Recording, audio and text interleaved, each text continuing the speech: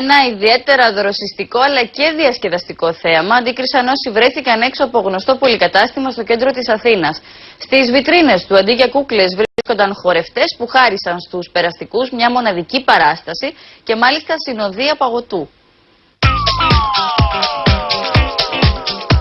Όχι, δεν πρόκειται για κούκλες που κινούνται με μπαταρία, αλλά για χορευτές που πήραν τη θέση τους στις βιτρίνες γνωστού πολυκαταστήματος.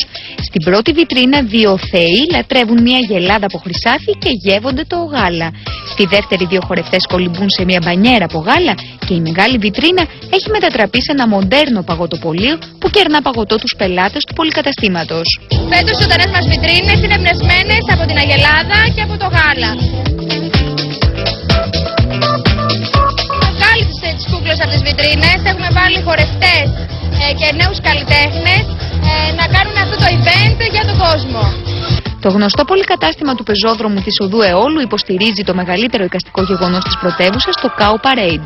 Έτσι λοιπόν εγγενίασε με χιούμορ, φαντασία και τέχνη μια σειρά εκδηλώσεων εμπνευσμένες από τις αγελάδες και υπό τη σκηνοθετική μπαγκέτα του Δημήτρη Μαρκαντονάτου. Είναι κάτι που ομορφαίνει πραγματικά την Αθήνα και δίνει μια ευκαιρία στους Αθηναίους λίγο να ξεχαστούν πηγαίνοντας για τη δουλειά τους.